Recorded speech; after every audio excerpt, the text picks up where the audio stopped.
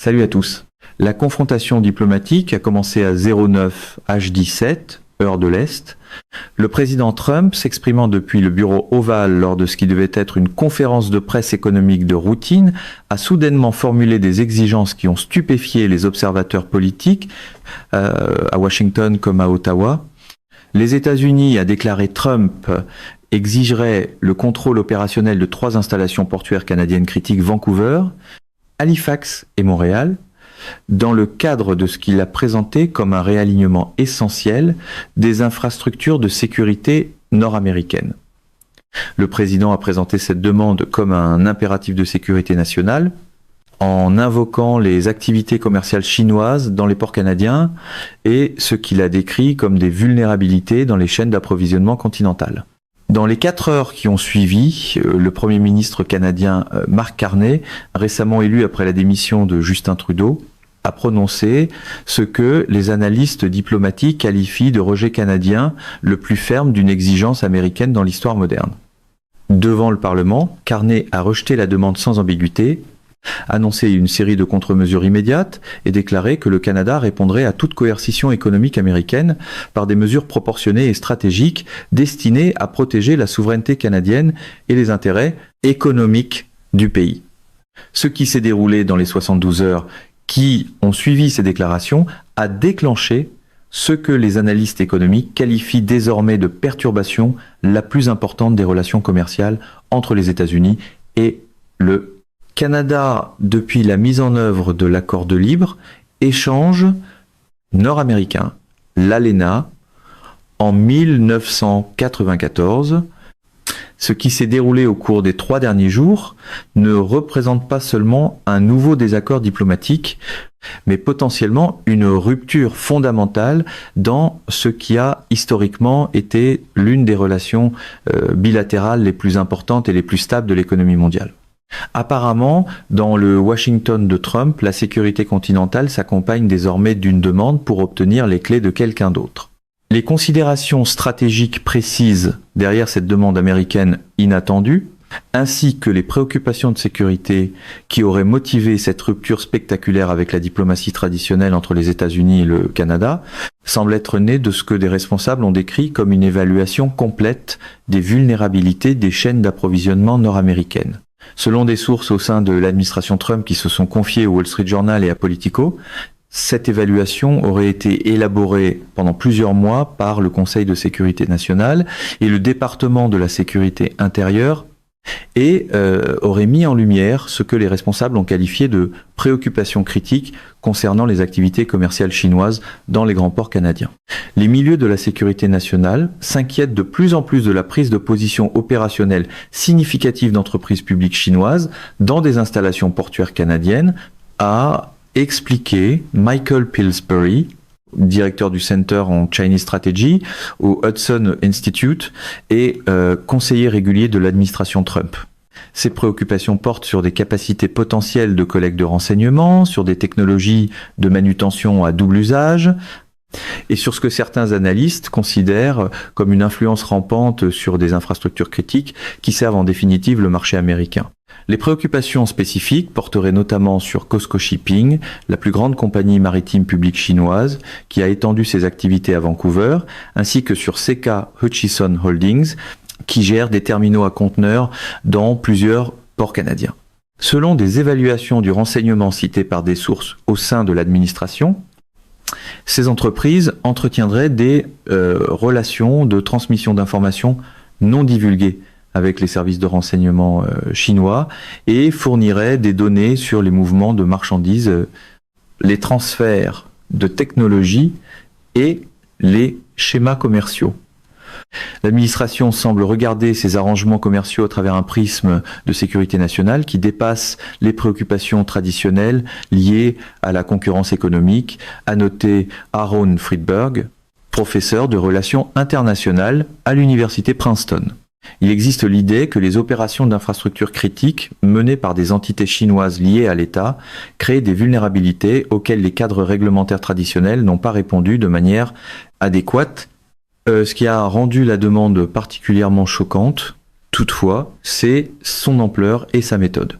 Au lieu de chercher une coopération renforcée en matière de sécurité ou des réformes réglementaires coordonnées, l'administration aurait exigé ce que des responsables canadiens ont décrit comme un contrôle opérationnel, autrement dit, une supervision américaine des opérations portuaires, y compris les décisions d'embauche, les protocoles de sécurité et les régimes d'inspection des cargaisons. Selon des sources du département d'État qui se sont exprimées auprès de Foreign Policy, la proposition américaine initiale aurait, de fait, créé ce que les analystes diplomatiques appellent des zones de sécurité extraterritoriales sur le territoire souverain canadien, une approche qu'aucune nation, surtout un allié proche, ne pourrait politiquement accepter. La structure même de la demande laissait penser soit à une incompréhension fondamentale des réalités politiques canadiennes, soit à une volonté délibérée de provoquer un refus, à noter Roland Parry, de l'Université d'Ottawa, ancien conseiller principal du gouvernement canadien. Aucun gouvernement canadien ne pourrait accepter un contrôle opérationnel américain sur de grandes installations portuaires, quelles que soient les préoccupations de sécurité liées à d'autres acteurs étrangers. Renommer la souveraineté en réalignement des infrastructures ne la rend pas moins semblable à une prise de contrôle habillée d'une cravate plus élégante. La réponse du Premier ministre Carney a illustré ce que les analystes politiques décrivent comme une approche calculée, destinée à affirmer la souveraineté canadienne tout en créant un levier de négociation sur plusieurs fronts. Le Premier ministre, arrivé au pouvoir en promettant des relations de principe et stratégiques avec les États-Unis, semble s'être préparé à d'éventuelles confrontations avec l'administration Trump depuis son entrée en fonction. La réponse s'est déployée simultanément sur plusieurs plans.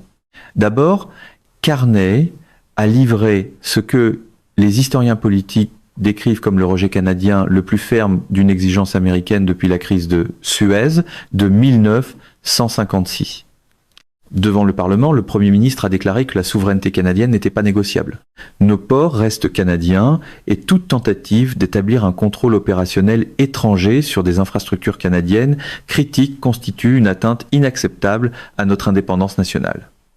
Ensuite, Carney a annoncé ce que ses proches ont décrit comme des mesures de réponse calibrées, conçues pour démontrer la capacité du Canada et sa détermination sans provoquer une escalade immédiate. Celle-ci comprenait un arrêt immédiat des négociations sur plusieurs accords bilatéraux en attente, une accélération de la mise en œuvre de programmes de diversification commerciale visant les marchés européens et asiatiques et surtout une suspension temporaire de la coopération sur certains programmes de sécurité frontalière et de partage de renseignements. Enfin, et c'est peu, être l'élément le plus stratégique, Carney a annoncé un engagement économique renforcé avec l'Union européenne ainsi qu'avec plusieurs partenaires asiatiques clés, y compris un accord cadre jusque-là confidentiel avec l'Union européenne sur l'approvisionnement en minéraux critiques qui réduirait sensiblement les exportations canadiennes de certaines matières stratégiques vers les États-Unis. Ce à quoi nous assistons, c'est une réponse sophistiquée qui combine des mesures symboliques immédiates et des glissements structurels à plus long terme dans les relations commerciales du Canada, a expliqué Lisa Martin du Canadian Global Affairs Institute. Carney a essentiellement utilisé la pression américaine comme catalyseur pour accélérer une diversification économique qui est un objectif déclaré du Canada depuis des décennies, mais qui a rarement progressé de manière significative. Les conséquences économiques de cette confrontation diplomatique ont été immédiates et substantielles. Selon les données de l'Agence des services frontaliers du Canada et du service des douanes et de la protection des frontières des États-Unis, les activités commerciales transfrontalières ont déjà subi des perturbations importantes, avec un impact particulier sur les chaînes d'approvisionnement intégrées qui relient les deux pays. Dans les 24 heures, suivant la réponse de Carney, les autorités réglementaires canadiennes avaient imposé des régimes d'inspection renforcés sur certaines importations américaines, notamment les composants automobiles, les produits agricoles et les machines industrielles. Bien que ces mesures reposent en apparence sur des cadres réglementaires existants, ces inspections renforcées ont créé ce que les experts des chaînes d'approvisionnement qualifient de friction délibérée, autrement dit, une application technique des règlements de manière à maximiser les délais de traitement. La réponse américaine a inclus des mesures similaires visant les exportations canadiennes, en particulier le bois, les produits énergétiques et l'aluminium. Selon des sources industrielles citées par Reuters et Bloomberg, les temps moyens de passage à la frontière pour les véhicules commerciaux ont augmenté de 47% au cours des 72 premières heures du différend, provoquant des perturbations importantes dans les opérations de fabrication en flux tendu des deux côtés de la frontière. L'impact financier a été considérable. Selon les estimations des grandes banques et d'analystes financiers, les perturbations économiques ont déjà coûté aux fabricants américains environ 1-2 milliards de dollars en retard et en coûts supplémentaires de stock, tandis que les exportateurs canadiens ont subi environ 800 millions de dollars de coûts comparables. Ce qui rend cette situation particulièrement dommageable, c'est la nature profondément intégrée des chaînes d'approvisionnement nord-américaines, a expliqué Caroline Kim du CD Howe Institute. À elle seule, l'industrie automobile nord-américaine fait traverser la frontière à des composants plusieurs fois au cours du processus de fabrication. Même des perturbations relativement mineures créent des effets en cascade qui peuvent finir par arrêter la production dans de grandes installations des deux pays. Plus significatif encore, les marchés de l'énergie ont été affectés par des mesures réglementaires canadiennes visant les opérations de pipeline et les exportations d'électricité. Si les responsables canadiens ont présenté ces mesures comme une simple planification de maintenance de routine, les analyses du secteur notent qu'elles touchent de manière fort opportune les pipelines d'exportation et les lignes de transmission les plus critiques reliant la production énergétique canadienne au centre de consommation américain. Selon les estimations de la Petroleum Services Association of Canada et de l'Energy Information Administration des États-Unis, les exportations de pétrole du Canada vers les États-Unis ont diminué d'environ 23% pendant le différend, tandis que les exportations d'électricité ont reculé d'environ 30% et 1%. Ces réductions ont déjà affecté les prix de l'énergie dans les États du Nord des États-Unis et ont contribué à une hausse de 4-7% des prix du pétrole sur les marchés régionaux. La réaction internationale à cette crise bilatérale a été particulièrement marquante et a profondément modifié la dynamique diplomatique de la situation. Dans les heures qui ont suivi l'annonce publique du différend, le président chinois Xi Jinping a appelé le Premier ministre Carney pour exprimer ce que les médias d'État chinois ont décrit comme une solidarité avec la défense par le Canada de sa souveraineté nationale. Cet engagement chinois inhabituel à un si haut niveau a été suivi d'une offre immédiate visant à accroître les investissements chinois dans les secteurs canadiens des minéraux critiques et des technologies propres. Selon des médias d'État chinois, Pékin a proposé 50 milliards de dollars d'engagement d'investissement, à condition que le Canada mette en œuvre ce qu'ils ont appelé des politiques équilibrées en matière d'investissement étranger, c'est-à-dire en traitant les investissements chinois et américains selon des cadres réglementaires comparables. La réponse de l'Union européenne a été tout aussi significative, bien que plus soigneusement calibrée. La présidente de la Commission européenne, Ursula von der Leyen, a publié une déclaration exprimant ce qu'elle a appelé sa profonde inquiétude face à la coercition économique américaine contre un partenaire européen proche.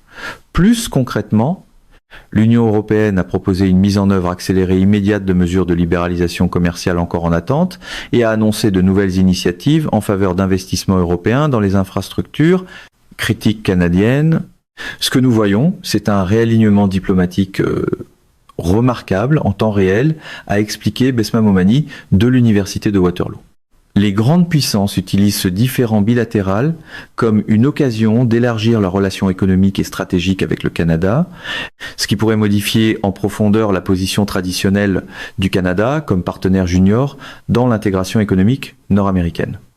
Les réactions d'autres pays ont été tout aussi opportunistes. Le Mexique a proposé d'accélérer certaines initiatives économiques bilatérales qui avaient été retardées par les préoccupations américaines. Le Japon a proposé une coopération renforcée dans la fabrication de semi-conducteurs et le traitement des terres rares. L'Inde a signalé sa volonté d'élargir considérablement sa relation commerciale, jusqu'ici relativement limitée, avec le Canada.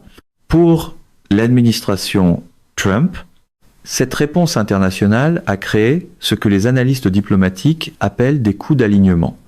Autrement dit, la conséquence involontaire consistant à pousser le Canada vers des relations plus étroites avec les rivaux stratégiques des États-Unis.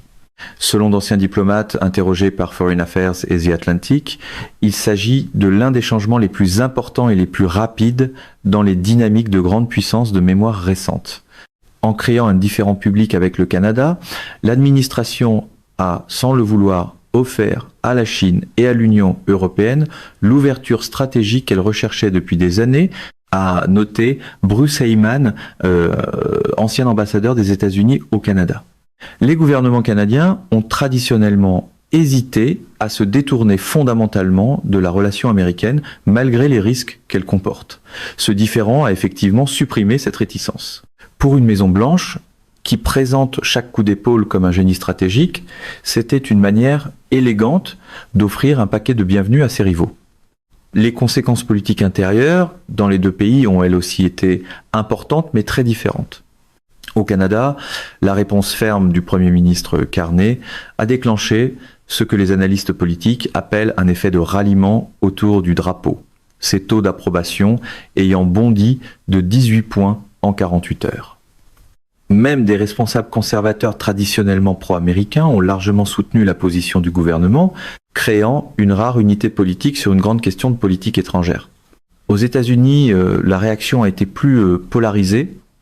Si les dirigeants républicains ont largement soutenu l'approche du président, en la présentant comme une défense des intérêts de sécurité nationale américains, les dirigeants démocrates, ainsi que certains groupes d'affaires traditionnellement alignés sur les républicains, ont critiqué cette décision jugée économiquement dommageable et stratégiquement contre-productive.